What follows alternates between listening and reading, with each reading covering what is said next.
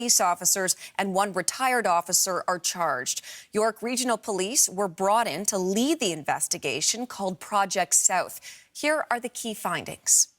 A conspiracy to commit murder, shootings, extortion, robbery, drug trafficking, and firearms offenses. This investigation also has uncovered serious allegations of criminal corruption among police officers. It is alleged that these officers have demonstrated varying degrees of criminality and associations to criminal networks.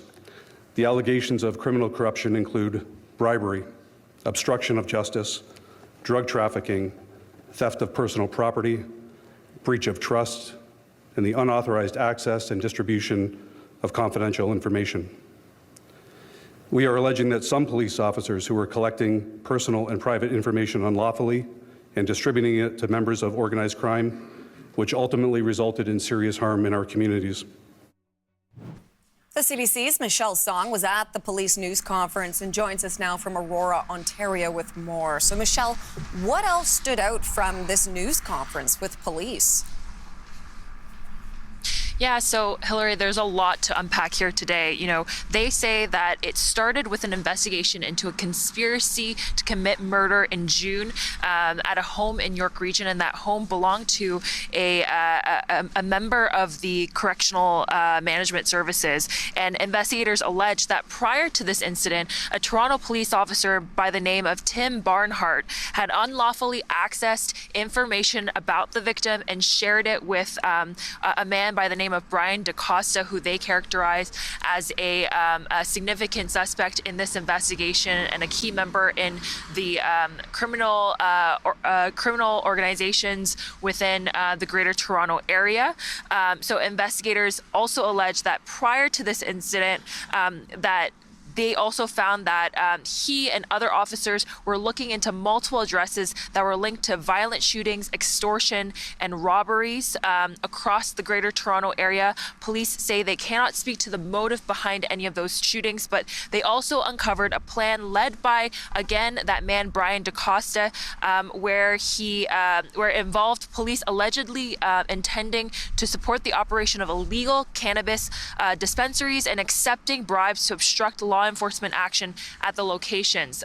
Police say that some of the accused officers also participated in drug trafficking themselves. 4 officers, again, face bribery charges in connection to this operation. 3 Toronto officers face charges related to trafficking of cocaine, and investigators working on this investigation also arrested numerous suspects who face charges involving commercial drug trafficking, Hillary. Okay, Michelle, some of the details here, they're pretty shocking. And the fact that police officers are allegedly involved means that the issue of public trust, it was brought up during this news conference. What was said about that? Yeah, so public trust was a big theme from the York Regional Police Chief and the Toronto Police Chief. Both chiefs talked about how they are committed to transparency and rebuilding public trust. Toronto's police chief, says that they are looking into these officers being suspended without pay, and they say that these arrests do not reflect the entirety of the police service. So let's take a listen to what Chief Demkew had to say about that.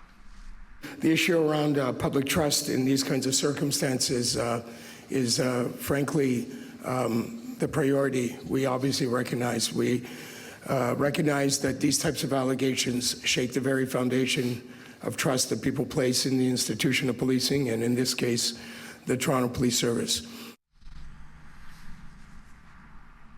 So, Hillary, these were bombshell allegations that came up today, and we'll have to wait and see how the public reacts to them. But Toronto Police Chief says that they have also formally requested an independent investigation by the Inspector General of Policing, and they're hoping that that will also signal to the public that they are committed to maintaining the integrity of this investigation. Hillary.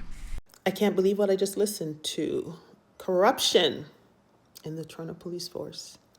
And you know what? One of my favorite sayings is, let nothing or no one surprise you.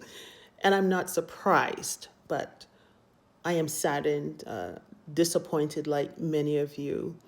It is certainly a disgrace to the uniform. You made an oath to serve and protect, not to serve and protect yourselves. You've eroded public trust. When people lose trust in their institutions, what really do they have left? Very, very sad. What do you guys think about this case?